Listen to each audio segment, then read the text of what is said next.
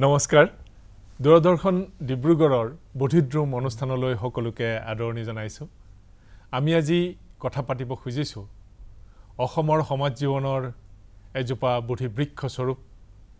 যিজোপা বধিবৃক্ষ আজি সমগ্ৰ পৃথিৱী সানি বিয়পি পৰিছে আৰু যিগৰাকী ব্যক্তিয়ে মানৱ সভ্যতা বৰ্তাই ৰখাৰ বাবে সাম্প্ৰতিক সময়ৰ আটাইতকৈ প্ৰয়োজনীয় কামটো কৰি আছে বিশিষ্ট প্ৰকৃতিবিদ তথা বনানীকৰ্তা পদ্মশ্ৰী যাদৱ পায়েঙৰ সতে আপোনালোকে নামটো শুনি নিশ্চয় খুব আনন্দ পাইছে তেখেতৰ সতে পুনপটীয়াকৈ কথা পতাটো বিচাৰিছে আহক তেনেহলে দেৰি নকৰো তেখেতৰ সতে পুনে পুনে কথা পাতো নমস্কাৰ ককাইদেউ মই আপোনাক ককাইদেউ বুলি মাতো যেহেতু ককাইদেউ বুলি সম্বোধন কৰিম বেয়া পাব নেকি আনুষ্ঠানিকভাৱে নাই বেয়া নাপাওঁ ককাইদেউ দূৰদৰ্শন ডিব্ৰুগড়ৰ ষ্টুডিঅ'লৈ আপোনাক আদৰণি জনাইছো আৰু আমাৰ বধিদ্ৰুম অনুষ্ঠানৰ দৰ্শকসকলে আপোনাৰ কথা শুনিব আগ্ৰহেৰে ৰৈ আছে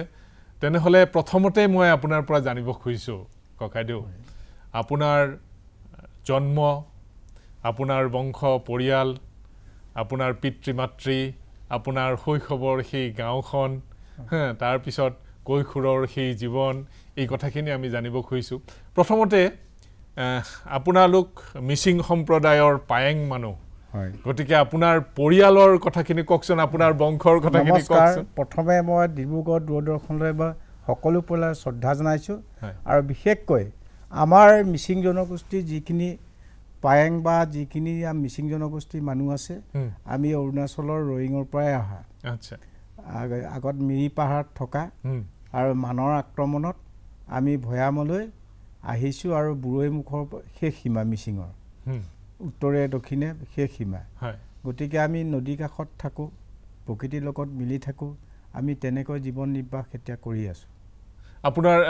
পিতৃ মাতৃ বংশ পৰিয়ালৰ কথাখিনি কওকচোন মোৰ পিতৃ মাতৃ সকল পায়েং এনেৱা পাহাৰৰ পৰা অহা আৰু সেই কাৰণে এতিয়া মোৰ দেউতা লক্ষীৰাম পায়েং মা আফলি পায়েং আৰু মোৰ ককাই ভাই ছটা তাহাঁতে এতিয়া মাজুলীত আছে মই থকাকে নাই মই সৰুৰে পৰা মাজুলীলৈ যোৱা নগ'ল আৰু সেই কাৰণে তেনেকৈ আৰু পৰিয়ালটো আছে আপুনি সৰুৰে পৰা মাজুলীলৈ যোৱা নহ'ল বুলি ক'লে আপোনাৰ ককাই ভাই গোটেইখিনি মাজুলীত থাকিলে আপুনি ককিলামুখতে থাকিলে হয় মানে আমাৰ ঘৰটো আচলতে ককিলামুখৰ পৰা যোৱা মাজুলীলৈ আচ্ছা আজি 50-60 বছৰমান হ'ল কাৰণ আমাৰ যিখন মোৰ জন্মভূমি আছিল ককিলামুখ বৰগুপ্ত বহুত হিষ্ট্ৰিকেল এৰিয়া ভাৰতৰ অন্তিমখন যুদ্ধ অসমৰ শেষ পৰাজয় ব্ৰিটিছ আৰু মানৰ তাতে তয়াময়া ৰণ মগৰ খুটি নামৰ ঠাইত হৈছিল আৰু তাতে মোৰ জন্ম আৰু তেতিয়া দেখিছিলোঁ ব্ৰিটিছৰ দিনৰ জাহাজ ঘাট ঢাকা হৈ কলিকতাই বস্তু অনা নিয়া কৰে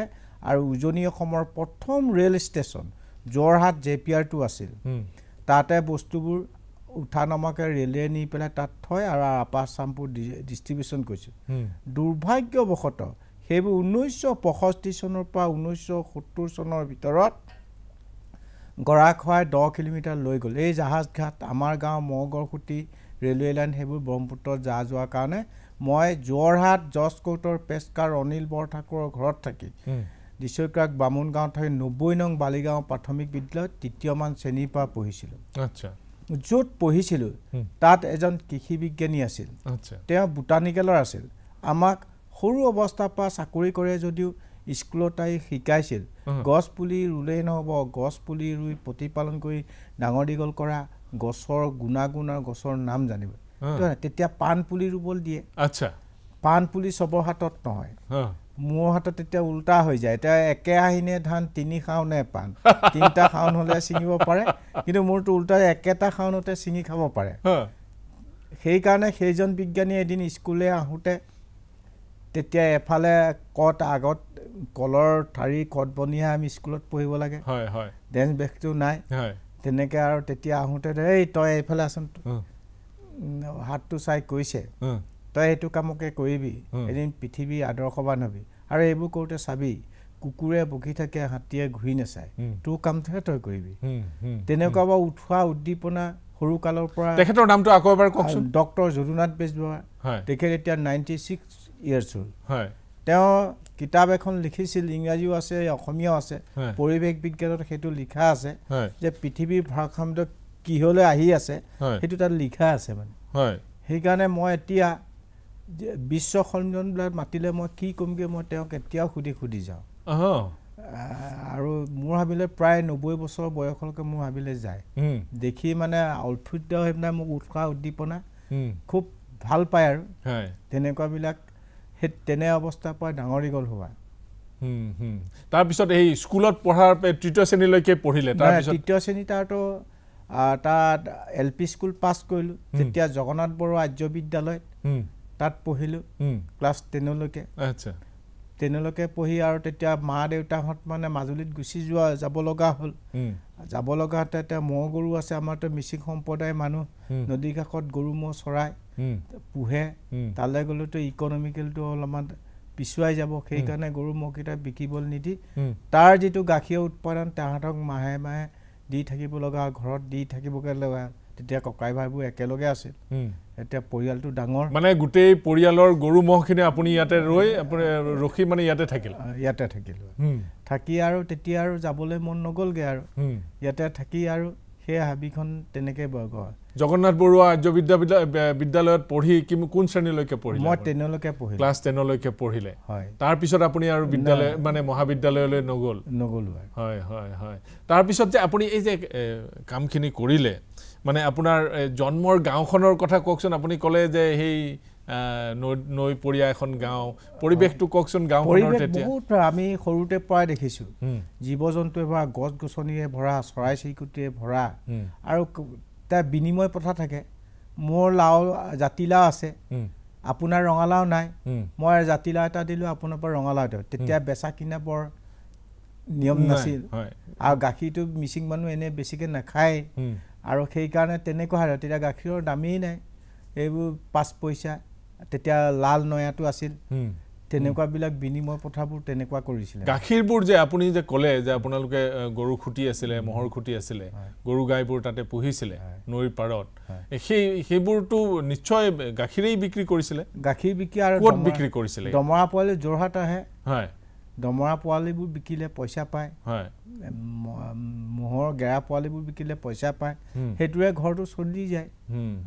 গাখীৰবোৰ বিশেষভাৱে বিক্ৰী কৰা হোৱা নাছিল নেকি বিক্ৰী কৰে পোৱালিবিলাক মৰম কৰে বেছিকৈ খাবলৈ দিয়ে সোনকালে ডাঙৰ হয় সোনকালে ডাঙৰ দিলে ধৰকচোন তেতিয়া 500-600 টকা 200-300 টকা এটা মহৰ দাম 120 টকা এজনী গাই গৰুৰ দাম তেনেকৈ ইনকম কৰি তেতিয়া 120 টকাত পৰিয়ালটোৱে এমাহ চলিব পাৰে মানে প্ৰধানকৈ গৰু বা মহৰ পোৱালিবোৰ বিক্ৰী কৰিয়ে আপোনালোকে মানে সেই অৰ্থনীতিটো চলিছিল আৰু গোবৰ যিটো হয় নিজে অৰ্গেনিক কৰি মানে গোবৰৰ পৰা খেতি উৎপাদন কৰি তাততো মিচিং জনগোষ্ঠীৰ মানুহে 3টা বস্তু বজাৰৰ পৰা কিনে সেইটো হৈছে নিমখ জুই চলা আৰু কেৰাচিন বাকীবোৰ চব হাবিতে পায় সেইকাৰণে মিচিং মানুহে সদায় গছ গছনিৰ মাজত থাকিব ফৰেষ্টৰ মাজত থাকিব কাৰণ যিটো আপং বনায় আপংটো 101টা দৰৱ লাগে 101টাটো হাবিৰ পৰা ল'ব লাগিব সেইকাৰণে প্ৰকৃতিৰ লগত সম্বন্ধ ৰাখি সেইটো কৰে আৰু আমাৰ মা দেউতাহঁত ঢুকালেও পিণ্ড দিব লাগে আপংটো নিদিলে পিণ্ড দিব নোৱাৰে গতিকে এইবোৰ কৰিবই লাগিব প্ৰকৃতিৰ লগত খেতি কি কৰিছিলে আপোনালোকে খেতি ধান খেতি মাহ সৰিয়হ সেইবিলাক আলু খেতি এইবিলাক পুৰা হয় মই এতিয়াও কৰোঁ মোৰ হাবিতে তেতিয়া মানে সেই আপোনাৰ শৈশৱ কালৰ বা কৈশোৰৰ সেইখিনি সময়ত মানে সেই যিবোৰ নেকি খেতি উৎপাদিত সামগ্ৰী সেইবোৰ বিক্ৰী কৰিছিলে নে বিনিময় কৰিছিলে বিশেষভাৱে বিনিময় বেছিকৈ কৰে বেছি অতিৰিক্ত হ'লে মানে বিকে আৰু ধৰক এক ভঁৰাল মাটিমাহ পালে সেইটোতো অকলে খায় শেষ কৰিব নোৱাৰে সেই তেনেকুৱাবিলাক কৰে সেইবোৰ ক'ত বিক্ৰী কৰিছিলে সেইবোৰ তাৰ পৰা বেপাৰী লৈ যায় মানুহৰ তেতিয়াতো বেপাৰী তালৈকে যায় হয় টাউনটো ওচৰ বেছি দূৰ বৰগুপৰ পৰা বেছি দূৰ নহয় ককিলামুখৰ পৰা তেতিয়া মা দেউতা মাজুলীলৈ কেলে যাবলগীয়া হ'ল এইফালে নগৰৰ ওচৰত থকাৰ ফলত মাজুলীত মানে মামাহঁত আছে মামাহঁতে কৈছে আমাৰ তালৈ ব'ল তহঁতে ইয়াত থাকিব নালাগে তাতে বেছিকৈ খেতি-বাতি কৰিলে খেতি-বাতি মানে কিয় যে এইফালে বানপানী বেছিকৈ হৈছিলে নে সেইকাৰণে নেকি বানপানী বেছিকৈ নহয় গৰাখহাই লৈ গ'ল কিন্তু মাজুলীতো এটা কথা হৈছে ব্ৰহ্মপুত্ৰৰ পানী সোমালে খেতিটো ভাল হয় নহ'লে নহয় সেইকাৰণে তাত খেতি উৎপাদনকাৰী যে খেতি যেতিয়া কৰিব মানে এক ধৰণে ভয় খালে যে ইমান গৰাখহনীয়া হৈ আছে ইয়াত বা আমি থাকিব পাৰিম নে নোৱাৰিম ভৱিষ্যতে তেনে ধৰণৰ কথা নেকি তেনে ধৰণৰ কথা হয় মানে সেই প্ৰসংগটো এই কাৰণে কৈছোঁ যে আপুনি তাৰমানে একদম সৰুৰে পৰা ব্ৰহ্মপুত্ৰৰ বিভিন্ন ৰূপ এফালে খহাইছে এফালে পুতিছে এই ধৰণৰ ৰূপবোৰ আপুনি দেখিছে আপুনি ব্ৰহ্মপুত্ৰখন কেনেধৰণে দেখিছে কওক না সৰুৰে পৰা মই সৰুৰে পৰা আগত নদীখন ব্ৰিটিছৰ দিনত ধীৰ স্থিৰতা আছিল ব্ৰিটিছ যেতিয়া গুচি গ'ল ভাৰতবৰ্ষ স্বাধীন হৈ গ'ল তেতিয়া আমাৰ জাহাজবোৰ বন্ধ কৰিলে জাহাজবোৰ বন্ধ কৰোঁতে অগভীৰ হৈ থাকে তেতিয়া নদী গৰাখহনীয়াটো কম আছিল যেতিয়া 1950 চনৰ পৰা ভূমিকম্প হ'ল ভূমিকম্পই পৰ্বত পাহাৰ গোটেই মাটিখিনি আনি উত্তৰ পূৰ্বাঞ্চলৰ পৰা যিমান নদ-নদী আছে চব ব্ৰহ্মপুত্ৰতে পেলালে আৰু জাহাজ বন্ধ কৰিলে বন্ধ কৰি দিয়াৰ কাৰণে ব্ৰহ্মপুত্ৰৰ বুকুখন ওপৰলৈ গুচি আহিল গুচি হোৱাৰ কাৰণে পানী কাৰেণ্টটো বেছি হৈ গৈছে গৰাখহনীয়াৰ প্ৰবল ৰূপ ধাৰণ কৰিছে সেই তেনেকুৱা সৃষ্টিৰ কাৰণে এতিয়া আমাৰ অসমৰ মাটি আয়তন কমিছে বহা নাই কিন্তু পাতিছে ব্ৰহ্মপুত্ৰৰ চৰ চাপৰি অসমৰতো মাটি নাই অসমৰ মাটি মহাবাৰ ব্ৰহ্মপুত্ৰৰ বুকত 4/3 চৰ্চা পৰি আছে সেইটো গ্ৰীণ কৰিলেহে আমি জীয়াই থাকিব পাৰিম নহ'লে থাকিব নোৱাৰিব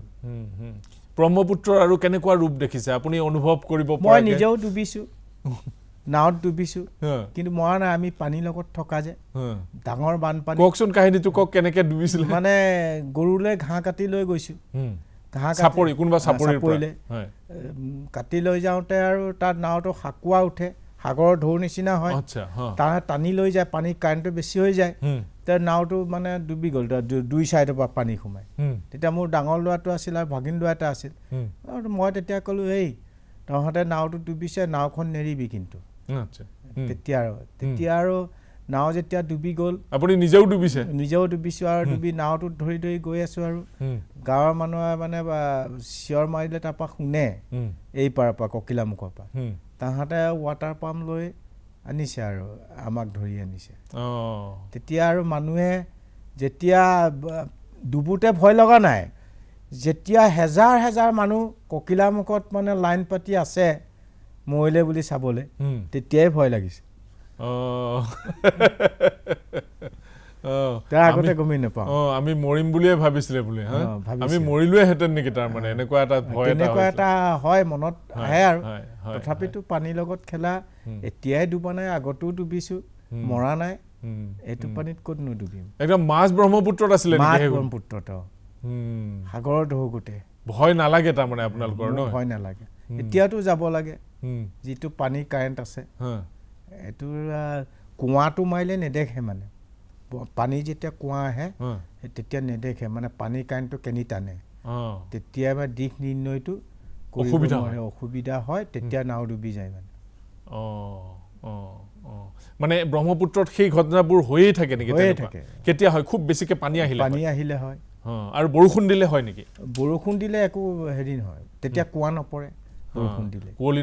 নপৰে কিন্তু মানে পানী বাঢ়ি আহিলে কুঁৱলীটো বাঢ়ি যায় এনেই ককিলামুখৰ সেই গাঁওখন আপুনি যেতিয়া নেকি সৰু আছিলে সেইখনততো গাঁও আছিলে নহয় জানো গাঁও আছিলে জাহাজ ঘাট তাত দুমহলীয়া ঘৰ যোৰহাটত নাছিল তাত আছিলে ককিলামুখত সেই গাঁওখনত কোন কোন আছিলে কেনেধৰণৰ মানুহবোৰ আছিলে সেই গাঁওখনত চব ভেৰাইটিজ মানে জাহাজ কোম্পানীটো ধৰক ইউপিৰ পৰা বিহাৰৰ পৰা মানুহ জাহাজ কোম্পানীৰ লগত লৈ আহে তাহাঁতৰ গাঁও আছিলে তেতিয়া আৰু আমাৰ মিচিং জনগোষ্ঠীৰ মানুহবোৰতো থাকেই আৰু তাতে গাঁও পাতি আছিলে আমাৰ এছচি মানুহখিনি থাকেই নদী কাষত এনেও থাকে তেওঁলোকো সেইকাৰণে সেইবোৰ তাত আছিলে মানে আপুনি যেতিয়া নেকি আপোনাৰ মা দেউতা মাজুলীলৈ গুচি গ'ল তেতিয়াও সেই তাত কিছু মানুহ আছিলেই নে তেতিয়া জনশূন্য মানে চব গুচি গ'ল খহনীয়া হোৱাৰ কাৰণে তাৰমানে চৰকাৰে বৰহলা মৰিয়নি তিতাবৰ এইবোৰ চব মানুহ পুনৰ সংস্থাপন দিলে আৰু দি মানুহবোৰ গুচি গ'ল তেতিয়া সেইবোৰ অগাধ এই স্পাৰটো যিটো 5 নম্বৰ স্পাৰটো অগাধ হাবি আছিলে কিন্তু মই আকৌ তাত হাবি হ'লেও মই স্কুলৰ পৰা যাওঁ মই য'ত দিছৈকাক বামুণগাঁৱৰ পৰা তাৰপৰা বেছি দূৰ নহয় 8 কিলোমিটাৰমান হ'ব 8 কিলোমিটাৰ সদায় আপুনি খোজকাঢ়ি যায় সদায় নহয় চাইকেল লৈ যাওঁ চাইকেল লৈ মই আকৌ সেই চাপৰিলৈ গৰু ম'হ চাবলৈ যাওঁগৈ সেইবিলাক মানে তেনেকৈ কৰি থাকোঁ আৰু তেতিয়া মানে গাঁৱৰ অন্য মানুহ নাই আপুনি অকলে আৰু তেনেধৰণে থাকে অকলে আপোনাৰ এনেই শৈশৱ কালৰ যেতিয়া নেকি আপুনি সেই তাত আছিলে গাঁওখনত আছিলে ইয়াত স্কুলত পঢ়িছিলে তেতিয়া আপোনাৰ লগৰীয়াবিলাকৰ কথা কওকচোন কেনেধৰণৰ আছিলে লগৰীয়াবোৰ এতিয়া মোৰ 5টা ইঞ্জিনিয়াৰ লগত একেটা বেঞ্চতে বহা একেটাইতে ইহঁত 2টা 3টা মৰিলেই 2টা আছেগৈ তেওঁলোকৰ নামবোৰ ক'ব নেকি এতিয়া অভয় ভট্ট অইল আৰু গেছ কোম্পানীত অজয় ভট্ট ইঞ্জিনিয়াৰ আছে দিলীপ বৰা ইঞ্জিনিয়াৰ অকণ দাসো ইলেক্ট্ৰিকেল ইঞ্জিনিয়াৰ আছিলে সেইবোৰ তাহাঁত আছিলে এতিয়া 2টা আছে অভয় অজয় আছে আৰু ইহঁতে একেলগে পঢ়া আমি আৰু শিক্ষকবিলাকৰ কথা কিবা মনত আছে শিক্ষকবিলাকে আৰু তেতিয়া আমাৰ জগন্নাথ বৰা ভাইক মুল বৰুৱা মানে তেতিয়া কোলা কেৰাচিন তেল পায় গধূলি পঢ়িছেনে নাই হাইস্কুলত 5ত লেম্পটো লৈ ৰাতি গধূলি চাব আপোনাক এটা হোষ্টেল আছিলে নেকি হোষ্টেল নহয় গাঁৱৰ পৰা গাঁৱতে তেখেতৰ ঘৰ লেম্পটো লৈ যাব তোমাৰ ল'ৰাটো পঢ়া শুনা বেয়া হৈছে দেই তেনেকৈ কয় মানে ঘৰে ঘৰে গৈ ঘৰে কয় তেতিয়াতে ষ্ট্ৰীট লাইট নাছিল ইলেক্ট্ৰিকেল নাছিল সেই লেম্পটো লৈ লৈ কোলা কেৰাচিন তেল লেম্প লৈ লৈ আমাক তেনেকৈ চায় ল'ৰাবোৰ কোন কোন আৰু তাত কি কৰে সেইখন স্কুলত যেতিয়া হাইস্কুলবোৰ অসম চৰকাৰে লৈ লৈছিলে তেতিয়া এটাতকৈ অসমৰ ভিতৰত সেইখনে মানে ধনিয়াৰ পৰা ধৰি জলকীয়াৰ পৰা ধৰি মাষ্টৰ সোপা কিনি কিনি লৈ যায় পইচাটো ডাকঘৰত জমা থয় জমা থৈ অসমৰ ভিতৰত এটাতকৈ পইচা তাতে জমা আছিলে সেইখন হাইস্কুলত মানে স্কুলে সেইবোৰ খেতি বাতি কৰে ল'ৰা ছোৱালীক লগাই কৰে প্ৰেক্টিকেল মানে সেইবোৰ আপোনালোকে কৰিছিলোঁ মানে আমি নিজে কৰিছিলোঁ ধান ৰুবলৈ শিকায় আৰু সেই কৃষি মানে যদুনাথ বেজবৰুৱাহঁতৰ নিচিনা মানুহবিলাকে আহি সেই গোটেই কথাবোৰ কৰি থাকে আৰু তেওঁ পথাৰত নি সেইবোৰ শিকায় ধান কেনেকৈ ৰুব লাগে কি কৰিব লাগে সেইবোৰ মানে ABCD বা ক খ গ ঘ পঢ়োৱাৰ সলনিও অংক পঢ়োৱাৰ সলনিও এইবোৰ মানে উপৰিও মানে আপোনালোকক পথাৰলৈ নি খেতি কৰিবলৈ দিয়ে সেইবোৰ কি স্কুলৰে মাটি আছিলে নে ৰাজহুৱা মাটি স্কুলৰ মাটি আছিলে তাত মানে এটা ফিল্ড আছে এতিয়াও আছে সেইখন এতিয়াও তেনেকৈ কৰে আৰু গছ গছনিয়ে ভৰা আৰু প্ৰথম মানে ক্লাছ 6ত মোক তাত নাৰিকল পুলি 2টা ৰুবলৈ দিছিলে আচ্ছা এটা আকৌ তেখেত ঢুকালে তেখেতৰ নামৰ কাৰণে নামাকৰণ কৰি নাৰিকল এজোপা কাটি এজোপা আছে এতিয়া সেইটো জগন্নাথ বৰুৱাৰ ভাতৃ মুল বৰুৱা হয় তেখেতৰ নামত আপুনি দুজোপা নাৰিকল গছ ৰুইছিলে মানে তেখেতে ৰুবলৈ কৈছিলে সেইকাৰণে সৰুৰে পৰা বহুত মানে বেয়া মানুহ পোৱাই নাই সৰু কালৰ পৰা মানে বহুত উচ্চ শিক্ষিত কিন্তু আপুনি যে ক'লে এই কথাখিনি ইমান ভাল লাগিছে যে বিদ্যালয়ৰ ছাত্ৰ ছাত্ৰীৰ জৰিয়তে পঢ়া শুনাৰ উপৰিও পথাৰলৈ নি খেতি কৰিবলৈ দিয়ে আৰু তাৰ পৰা উৎপাদিত সামগ্ৰীবোৰ বিক্ৰী কৰি তাৰ পৰা যি পইচা পায় সেই পইচাখিনি তেওঁলোকে পোষ্ট অফিচত থয় জমা কৰি থৈ তাৰ পৰা যিখিনি সুদ পায় বা গোটেই পইচাখিনি জমা হোৱাৰ পিছত তাৰ পৰা আকৌ স্কুলৰ মানে বিকাশৰ কাৰণে বা কল্যাণৰ কাৰণে কাম কৰে হয় সেই ধৰণৰ কাম কৰিছে সেই ধৰণৰ তাৰটো আৰু বহুত ভাল আছিল তেতিয়া সেই সময়ত তৰুণ গগৈ মমায়েক তৰুণ গগৈ আছিলে তেখেতে হেডমাষ্টাৰ হ'লগৈ মুল বৰুৱা ছাৰ যোৱাৰ পাছত আচ্ছা হোৱাৰ পাছত আৰু তেওঁ চিন্তা কৰিলে পইচাটো বহুত জমা আছে বলৰ খেলৰ ফিল্ড এটা কিনি দিওঁ তাৰপিছত তেতিয়া আৰু ফেন নাছিল ইলেক্ট্ৰিকেল প্ৰথম আহিছে গোটেই ITI পৰা ল'ৰা ছোৱালীবোৰ আনি ফ্ৰীকৈ ফেনবিলাক লগাই লয় ফিট কৰে মানে প্ৰথম ফেনখিনি কিনি লৈ ITI পৰা ল'ৰা ছোৱালীখিনি আনি এইখিনি লগাই লোৱাৰ ব্যৱস্থাটো কৰি দিলে লগাই লোৱাৰ কাৰণে বেলেগকে মানুহ মাতি পইচা খৰচ কৰা মানে তেনেকুৱাবিলাক টেকনিকে তাত চলা আৰু বহুত ভাল আছিল মুখ্যমন্ত্ৰী সেই সময়ত তৰুণ গগৈ মমায়েক মানে সৰুৰে পৰা আমাৰ মায়ে আপং দিলে সিহঁতে খায় মোক পঠিয়াই দিয়ে আচ্ছা আপং আনিবলৈ পঠিয়াই দিয়ে তেতিয়া আৰু ঘৰলৈ যাওঁ আনি পেলাই দিওঁহি সেই তেনেকুৱাবিলাক মৰম স্নেহ আছিল তেতিয়া শিক্ষাগুৰু হয় কিন্তু এইটো মদ বুলি নাখায় আৰু এইটো সাজ বুলি আপং বুলি খায় সংস্কৃতিৰ মানে মৰমৰ কিবা দান বুলি খায় পৰম্পৰা তেনেকুৱাবিলাক মানে হেৰি পৰিৱেশত ডাঙৰ হোৱা মই সেইকাৰণে তেওঁলোকৰ প্ৰতিটো কথা চিন্তা আৰু মোৰ বিশেষকৈ এটা আছিল মই ক্লাছ 6 ৰ পৰা বিদেশ এইটো প্ৰতিটো ৰাজ্য দিল্লী বম্বে শিলং গৰম হলে শিলঙত থকা হেতু মোৰ সৰুৰে পৰা তেতিয়া কেনেকৈ হৈছিল হেতু এনেকা মই বৰ ভাল পাওঁ ফুৰি বেলি বৰ ভাল পাওঁ এটকা নোহোৱাকৈ বিহাৰ এটকা নোহোৱাকৈ দিল্লী বম্বেত যাওঁ তেতিয়া সৰু আছিল কেনেকৈ যায় তেতিয়া ৰেল ষ্টৰত টিটিচি বিলাক ইমানকে টিকট সৰু ল'ৰা ছোৱালীক বৰকে নাচায় তেনেকে ইটো ষ্টেচনত নামি দিওঁ ইটো পা যাওঁ ইটো পা গৈ ইটো পা আকৌ তেনেকে ঘূৰি আহোঁ পইচা মানে নিজেও নাজানে কলৈ গৈ আছে নেকি মই জানো দিল্লীলৈ যাম বুলি আচ্ছা বম্বেলৈ যাম অকলে যাওঁ তেনেকে গৈ হেৰি গৰম বন্ধত শ্বিলঙত কটাওঁ ঠাণ্ডা তাত তেনেকুৱাবিলাক পৰিৱেশ মানে কেনেকৈ জানে যে শ্বিলঙলৈ ইফালে যাব লাগিব দিল্লীলৈ এইখন ট্ৰেইনতে যাব লাগিব এই কথাবোৰ কেনেকৈ ষ্টেচনত আহিলে গম পাওঁ যিহেতু ষ্টেচনখন আগত ককিলামুখৰ পৰা সৰুৰে পৰা দেখা যায় পুৱা কেনেকৈ কি কৰে দেখিছোঁ সেইকাৰণে যাব পাৰোঁ যেনি তেনি অভিজ্ঞতাটো কওকচোন কেনেধৰণে গৈছিলে আপুনি ধৰক বিহাৰ যাম বিহাৰলৈ গ'লে আৰু যোৰহাট ষ্টেচনত উঠিলোঁ মৰিয়নিত উঠিলোঁ বিহাৰ পালোঁ পাটনাত নামিলোঁ পাটনাত গাঁৱত যাওঁ মানে তাৰপৰা কি হয় মই চাহত বৰ লোভ চাহপাত 1 কেজি 2 কেজি লৈ যাওঁ আচ্ছা লৈ গৈ পেলাই কুশি নদীত নেপাল আৰু ইণ্ডিয়াৰ মাজত কুশি নদীৰ মাজত সেই নেপালীবিলাক গছৰ তলে তলে গৰুবোৰ মানে গাখীৰ আৰু চাহপাতটো আদায় হ'লেহে আহোঁগৈ আকৌ গাখীৰৰ লগত খোৱা অভ্যাসটো তেনেকুৱা গাখীৰ নাখাওঁ কিন্তু চাহৰ লগত বৰ গাখীৰৰ চাহহে খাবলৈ মন যায় এনে চাহপাতটো অসমৰ চাহ বুলিলে সিহঁতৰ তাত বৰ ভাল পায় আৰু ভালটো লৈ যাওঁ সেইকাৰণে ভাল পাওঁ তেনেকে চাওঁ কিবা একদম মানে মনত থকা অভিজ্ঞতা আছে নে তেনেকুৱাবিলাক সেই তাৰ কুশি নদীত খেপিয়াই বৰালি মাছ ধৰা কুহি মাছ ধৰা সেইবোৰ কাছ তাত মানুহে নাখায় নহয় বিহাৰত কাছ একদম গায়ে পায়ে বগাই থাকে সেইবোৰ সেই তেনেকুৱাবিলাক দেখিছোঁ আৰু তাত পৰিৱেশ সেই সময় তাৰ মানুহবিলাকে আপোনাক সোধা নাছিলে ক'ৰ পৰা কিয় আহিছে এনেকৈ আমাৰ মাজত তাহাঁতে ভাবে মিচিং মাছ বোলে মানুহ খায় পাহাৰত তেতিয়া তেনেকুৱা আপোনাক একো কোৱা নাছিলে নাই কোৱা তাত মানে কিছুমান মানুহ ইয়ালৈ আহে ইহঁতৰো ইয়াত আছিলেতো ইহঁতে চিনি পায় ইহঁতৰ গাঁওবোৰ যায় 1 নং বালা 2 নং বালা 3 নং বালা 4 নম্বৰ বালা সেইবোৰত মই ভিটামূৰত সোমাই এইবোৰ চাওঁ গাঁওবিলাক মানে সৰুৰে পৰা দেশ ভ্ৰমণ কৰাৰ ইচ্ছা আৰু সৰুৰে পৰা মানুহ সেইবিলাক কেনেকৈ থাকে কি কৰে এইবোৰ চোৱা ইচ্ছা নাগালেণ্ড অৰুণাচল এইবোৰতো বাৰু এইটো পিছতে হৈছে ভগাই এইকেইটা অসমেই আছিলে